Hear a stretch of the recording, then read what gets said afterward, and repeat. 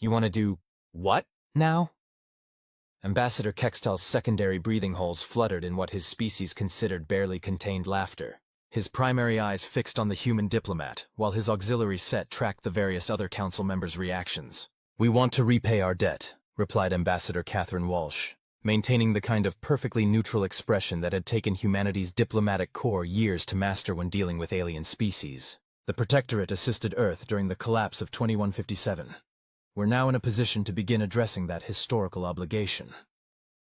The various council members shifted in their environmental chambers, a wave of differently colored bioluminescence rippling through the grand hall as species after species registered their confusion, amusement, or outright disbelief. "That was 342 standard cycles ago," rumbled Counselor Num Num Num, which was as close as human vocal cords could get to their actual name. Their crystalline form caught the light in a way that made them look like they were internally crying with laughter. "No one expects repayment of emergency aid after 3 centuries.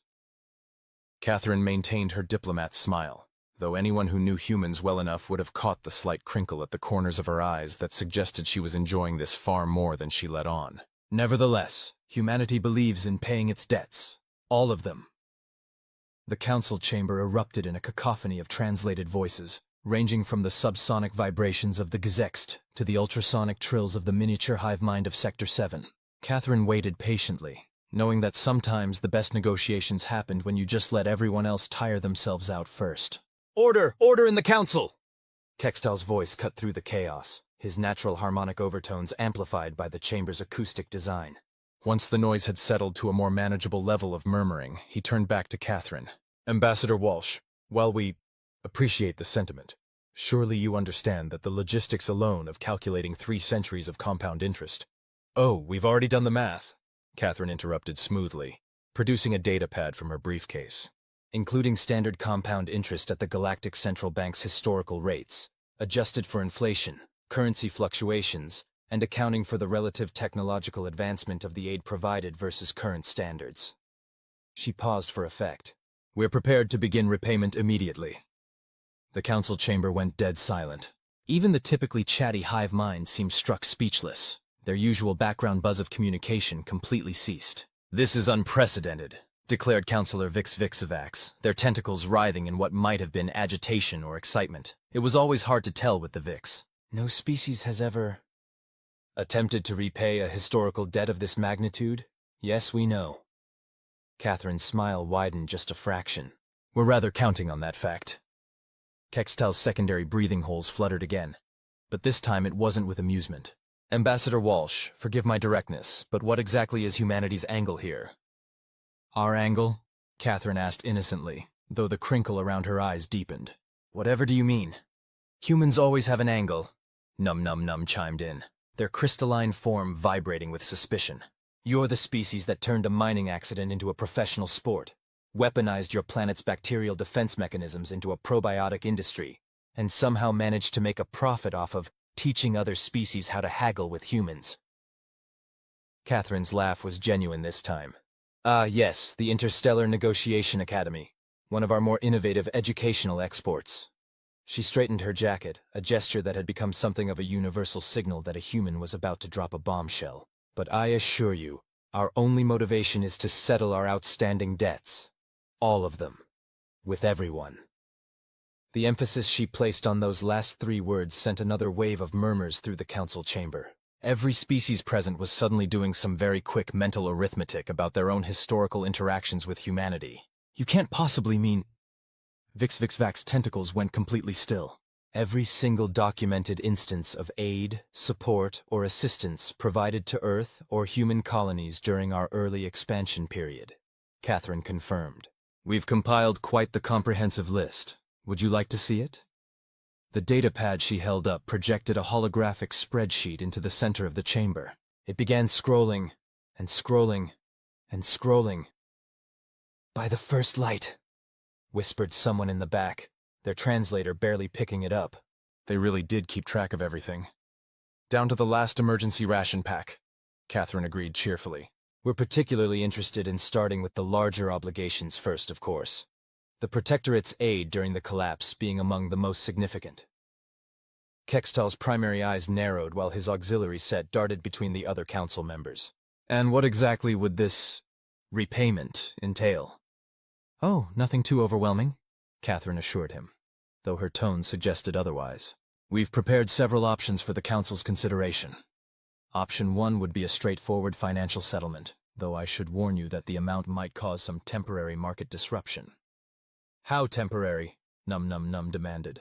Depending on how quickly you could absorb the funds, somewhere between 3 to 5 standard years of galactic economic instability.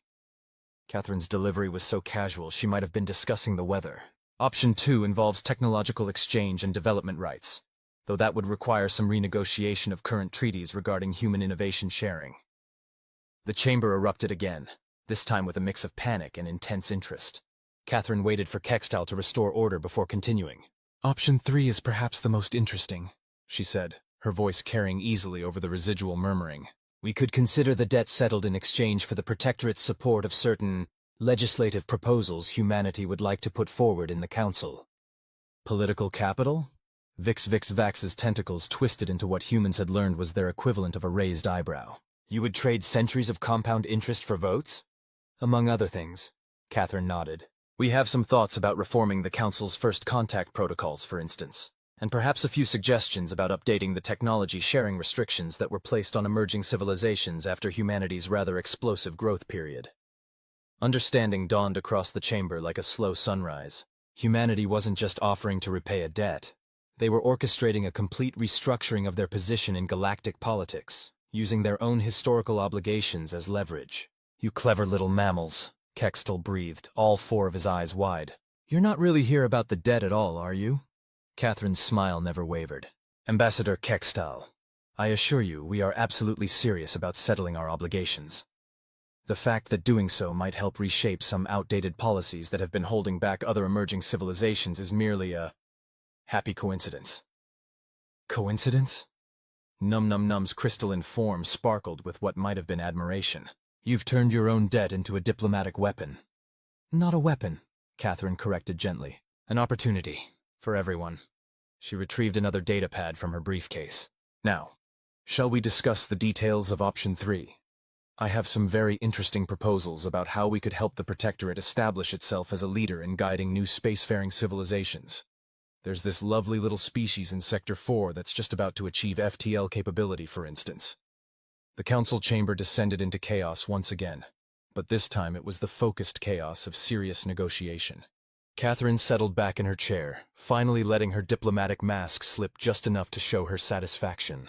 It had taken humanity 3 centuries to reach this point, carefully documenting every instance of aid, every little favor, every moment of support they'd received during their stumbling first steps into the galactic community. Now it was time to show the galaxy exactly what happened when humanity decided to pay its debts, and more importantly, what happened when they decided to collect on the political capital they'd been quietly accumulating for generations. As the council members argued among themselves about how to proceed, Catherine opened up a private channel to Earth. Phase 1 successful, she subvocalized into her neural link. They took the bait exactly as predicted. Tell the Treasury they can begin preparing the secondary proposals. The response came back instantly. Understood. Timeline for Phase 2? Catherine watched as Kextal tried to organize the various council members into working groups to evaluate the options she'd presented. The Vix were already reaching out to their economic advisors. The hive mind was running probability calculations so fast they were literally buzzing, and even the crystalline Num Num Num was vibrating at frequencies associated with intense computation. Give them about 3 standard hours to work themselves into a proper panic about their own historical records, she replied. Then we can casually mention that we've been keeping track of every debt owed to humanity during the same period. The silence on the other end of the link was almost reverential. The full database? Mm-hmm. Catherine took a sip of water to hide her growing grin. All 3 centuries of carefully documented instances where humanity helped other species, offered aid or provided support. Plus interest, of course. Of course, came the dry response. Because we're just being responsible galactic citizens who believe in settling our accounts. Exactly.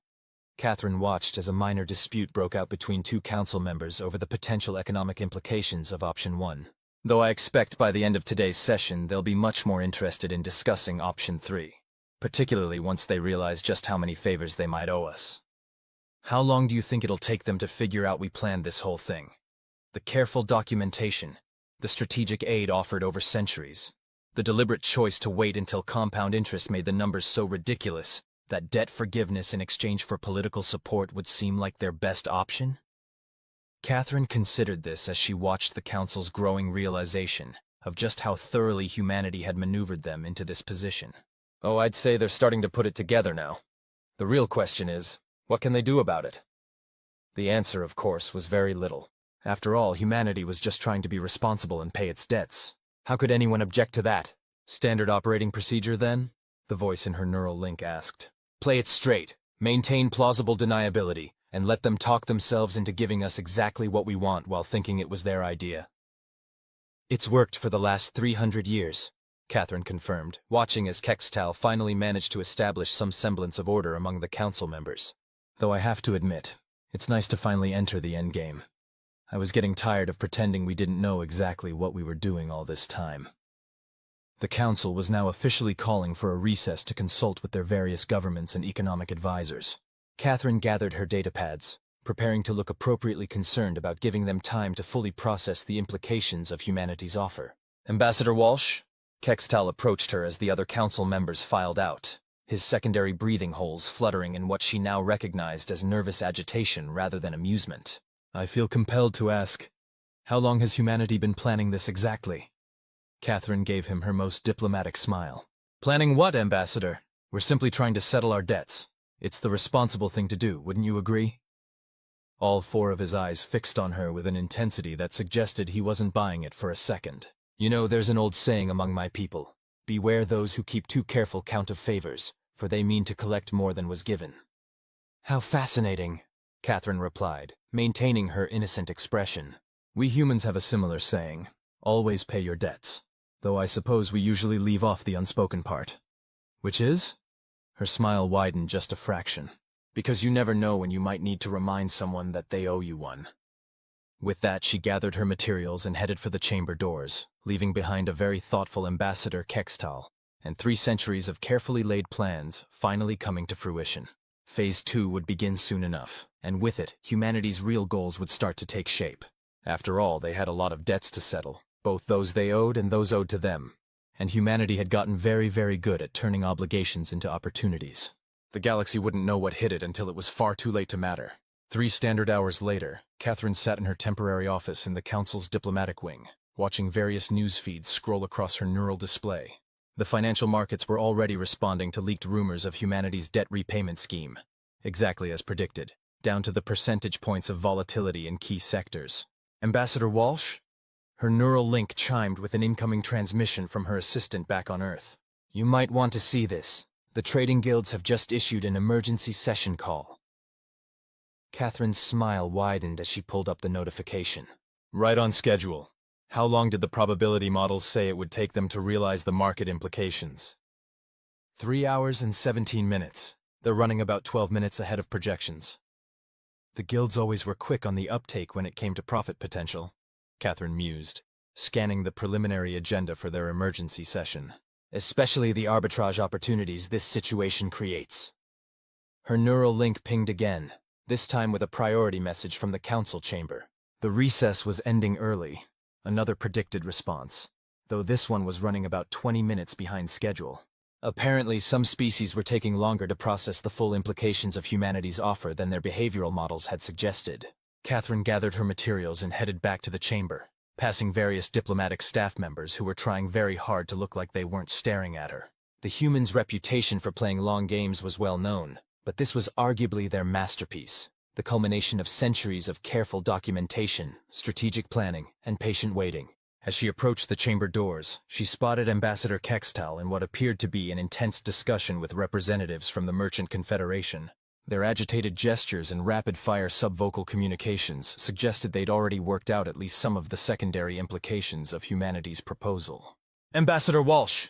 Kextal called out as she passed, his auxiliary eyes tracking her while his primary set remained fixed on the merchants.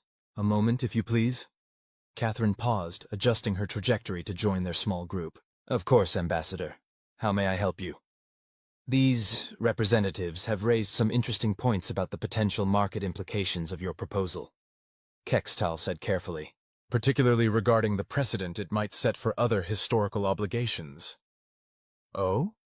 Catherine's expression remained neutral, though internally she was counting down to the exact question she knew was coming. One of the merchants, a tall, spindly being with iridescent scales, stepped forward. Ambassador, our preliminary analysis suggests that if humanity successfully establishes this precedent for historical debt repayment, it could trigger a cascade of similar claims across multiple sectors.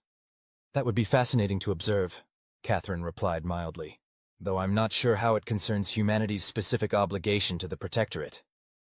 Don't be coy, Ambassador, another merchant interjected, their bioluminescent patterns flashing in what humans had learned to recognize as aggressive negotiating patterns. You know very well that once this precedent is established, every species will be forced to review their historical records. The potential for economic disruption is precisely calculated, Catherine finished for them, finally letting a hint of satisfaction show. Down to the last decimal place, in fact. Would you like to see the models? The merchants exchanged alarmed glances while Kextal's secondary breathing holes fluttered rapidly. You modeled the cascading effects? Of course. Catherine produced one of her seemingly endless supply of data pads. We've run simulations for every possible permutation of responses to our proposal. Would you like to see what happens if the trading guilds attempt to preemptively block debt recognition claims? Or perhaps you'd be interested in the projected market share shifts if the Merchant Confederation tries to establish itself as an intermediary for historical debt settlements. The silence that followed was broken only by the soft chiming of various species' emergency communication devices activating simultaneously. Catherine waited patiently as they all received what she assumed were panicked messages from their respective economic advisors. How? The iridescent merchant began, then seemed to think better of whatever they were going to ask. Instead, they shifted to, what exactly does humanity hope to gain from this chaos? Catherine's smile was genuine this time. Chaos? Oh no, you misunderstand. We're not trying to create chaos. We're offering a solution to prevent it. She pulled up another holographic display, this one showing a complex web of historical obligations, trade relationships, and political alliances. At its center, pulsing quietly but persistently, was Earth. You see, someone needs to manage this transition, she explained, zooming in on particular nodes in the network. Someone with experience in handling complex multi-party negotiations, with established protocols for debt reconciliation, and with the technological infrastructure to process centuries of historical records. Understanding dawned in Kextal's all four eyes. You want to position humanity as the mediator for all historical debt settlements. Want to? Catherine raised an eyebrow. Ambassador, we already are. The only question is whether we handle this transition smoothly, with full cooperation from the Council, trading guilds, and Merchant Confederation, or whether we simply let every species scramble to protect their own interests while the markets crash around us. The merchants were already running calculations, their neural interfaces glowing with the intensity of their processing. Catherine could practically see them working out the numbers. The fees for handling debt settlements, the potential for arbitrage in currency exchanges, the value of managing historical record verification. The Academy, one of them suddenly burst out. The Interstellar Negotiation Academy. You weren't just teaching other species how to haggle with humans, were you? Catherine's laugh was genuine. We were teaching them our exact methodology, knowing that when this day came, they'd fall back on those learned patterns to try to negotiate with us. It's so much easier to predict outcomes when you've literally written the playbook your opponents are using. Diabolical, Kextal muttered, though there was a note of admiration in his harmonic overtones. Thorough, Catherine corrected. Now shall we return to the chamber? I believe the Council is about to propose a fascinating compromise that will give humanity exactly what we've spent 3 centuries working towards, while making everyone else think it was their idea to offer it to us. As they walked back to the chamber, Catherine's neural link chimed one last time. Phase 2 completion confirmed, her assistant reported. Treasury is ready to begin Phase 3 whenever you give the signal. Catherine subvocalized her response as she took her seat in the chamber. Excellent. Though I suspect we won't need much of what we prepared for Phase 3. They're about to negotiate themselves right into our preferred outcome. After all, that was the real art of human diplomacy. Not just playing the long game, but making everyone else think they were winning right up until the moment they realized they'd been playing humanity's game all along. The council members filed back in, each looking more concerned than the last. Catherine arranged her datapads and settled in for what promised to be a very productive session. After 3 centuries of preparation, humanity was about to reshape galactic politics forever. And the best part was, they were going to make everyone thank them for the privilege. The next morning cycle brought exactly the kind of controlled chaos Catherine had been anticipating. Her neural feed was flooded with requests for private consultations from various species economic advisory boards, each one convinced they'd figured out an angle that humanity hadn't considered. 672 meeting requests in the last standard hour alone, her assistant reported through the neural link. The Unified Banking Consortium is particularly insistent. They're offering priority negotiating rights, if we'll hear their proposal first. Catherine smiled as she sipped her morning coffee. A luxury import that had become one of humanity's most successful diplomatic tools. Amazing how many crucial conversations happened over a carefully prepared cup of Earth's favorite stimulant. Let me guess. They want to position themselves as the primary financial clearinghouse for all historical debt settlements? Got it in one. They're proposing a new division specifically for handling multi-species debt reconciliation. How generous of them to volunteer. Catherine set down her cup and pulled up the latest market projections. And exactly as outlined in Contingency Scenario 47. Have they figured out yet that we already own controlling interests in 3 of their 5 largest member banks? The pause on the other end of the link spoke volumes. You know, sometimes I forget just how deep this plan goes. Most people do, Catherine replied, watching as another wave of trading alerts scrolled across her vision. That's rather the point. Did you know that humanity has been deliberately investing in key financial institutions across the galaxy for the past century? Always through intermediaries, of course. Shell companies owned by shell companies, operated through AI proxies that everyone thought were owned by other species. The phantom investment networks? That was us?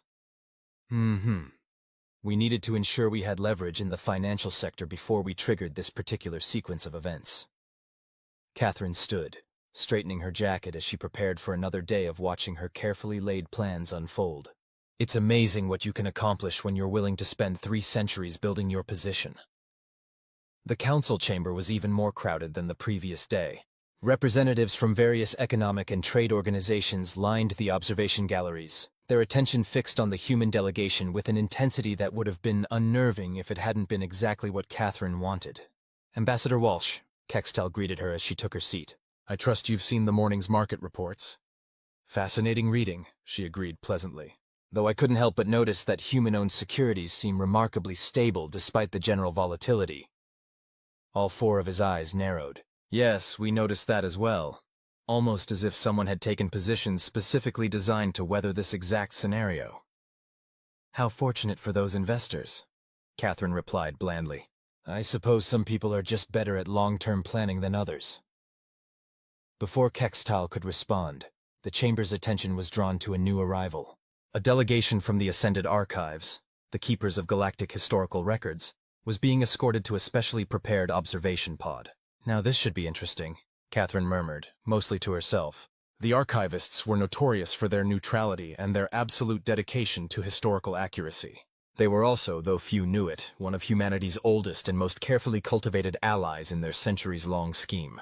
The lead archivist, their crystalline form pulsing with the pale blue light that indicated formal proceedings, addressed the council. Honored representatives, we come before you with a matter of some urgency regarding humanity's historical debt reconciliation proposal.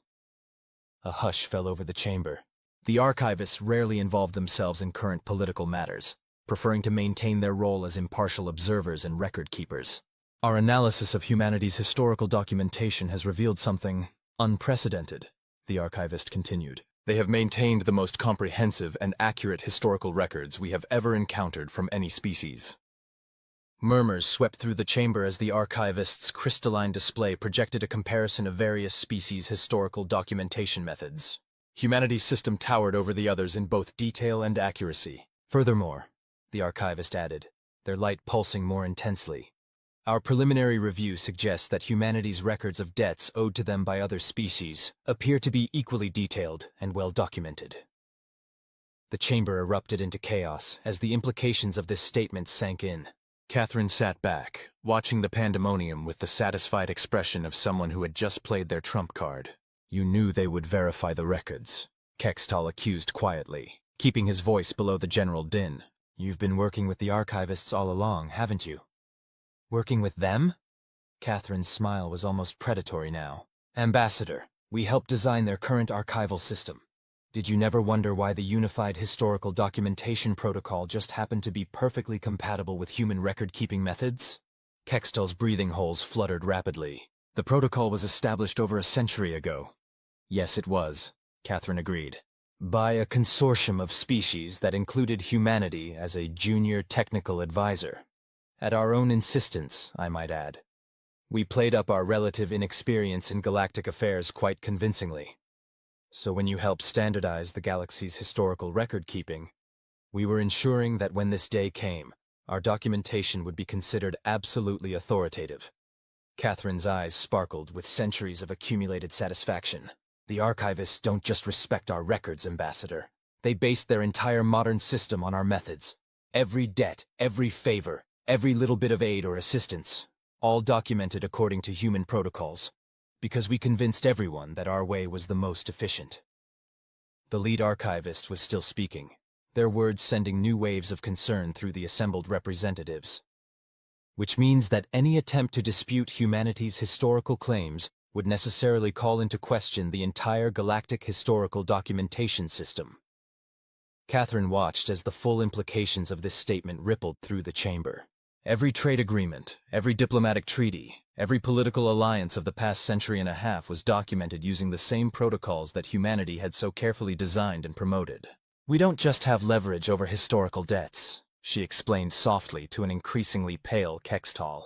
We have leverage over the very system used to verify all galactic records. If anyone challenges our documentation, they risk undermining the foundation of modern galactic civilization itself. It's not just about the debts at all, is it? Kextal realized. This is about controlling the very narrative of galactic history. Control is such an ugly word, Catherine demurred. We prefer to think of it as ensuring accuracy. After all, isn't that what everyone wanted when they adopted our documentation protocols? Accuracy, efficiency, reliability?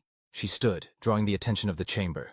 Honored representatives, in light of the archivist's findings, I believe it's time we discussed option 4. Option 4? Kextal's voice cracked slightly. You never mentioned an option 4 yesterday. Catherine's smile was positively radiant now. Of course not. Option 4 only becomes relevant once everyone understands exactly what humanity has spent the last 3 centuries building. Shall I explain? The chamber fell silent, every being present suddenly very aware that they were watching history being made. History that would, inevitably, be documented according to human protocols. Please proceed, Ambassador Walsh. The council speaker managed, their voice carrying a resignation that suggested they already knew they were merely playing their part in humanity's grand design. Catherine took a moment to survey the chamber, savoring the culmination of centuries of preparation.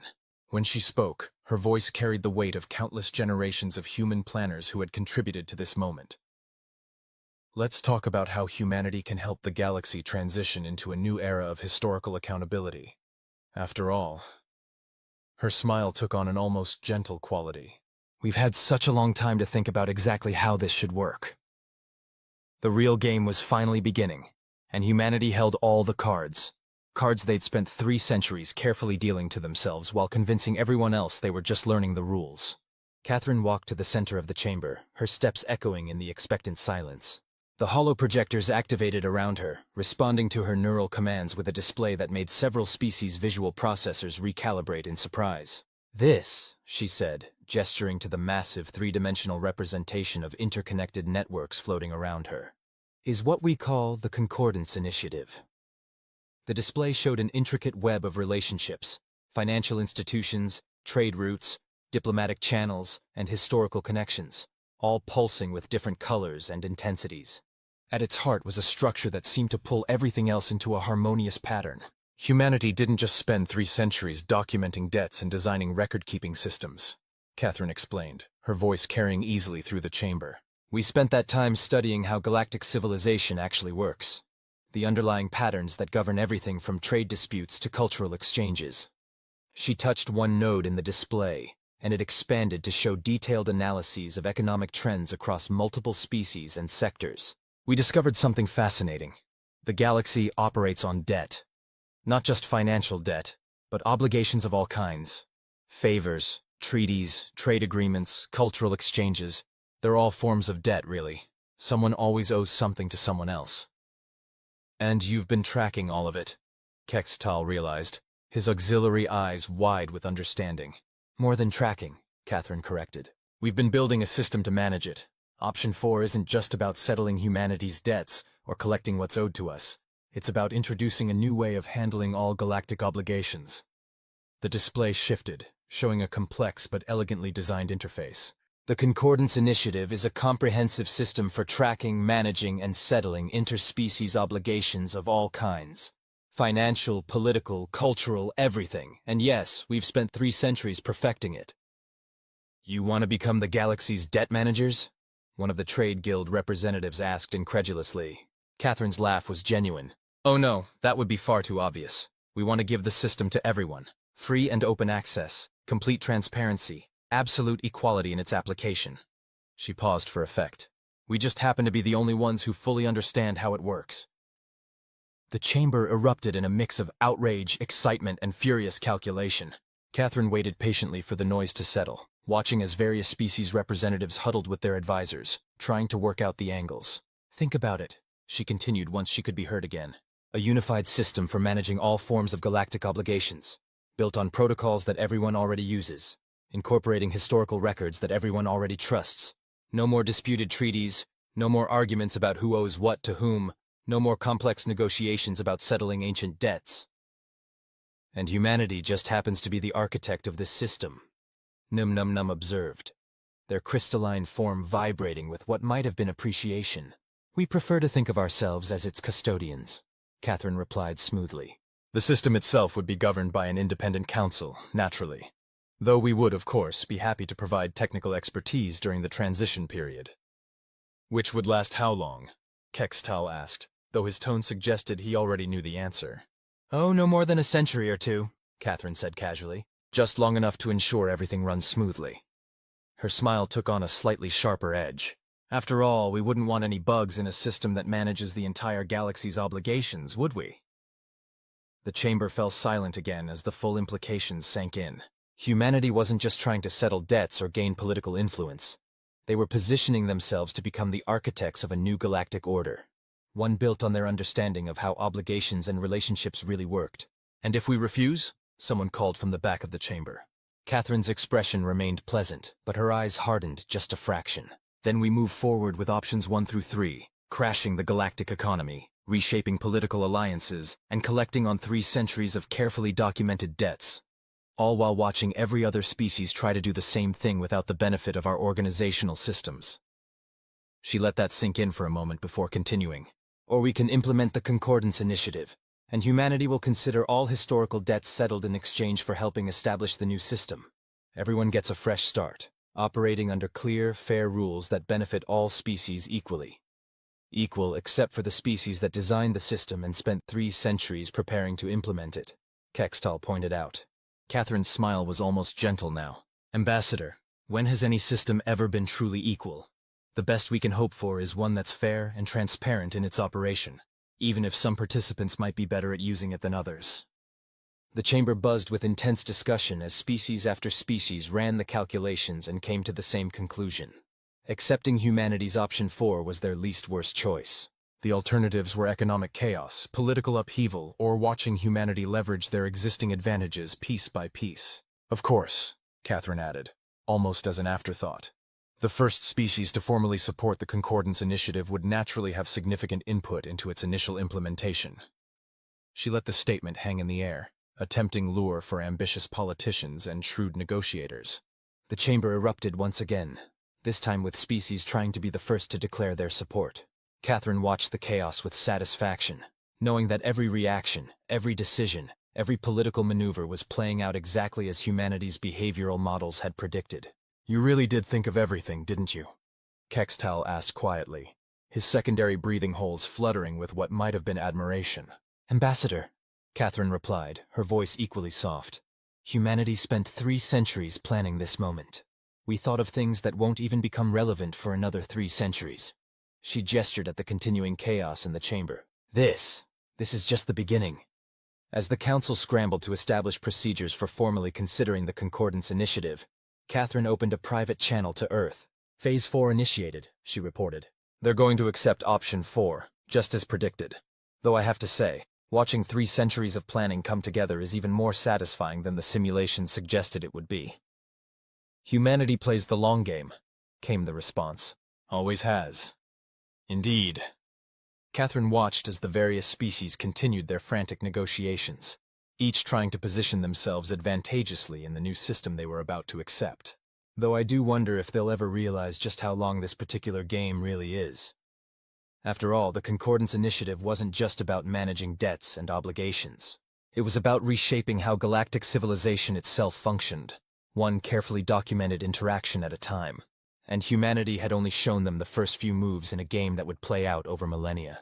The galaxy was about to change forever, and the best part was, everyone would think it was their idea. The end.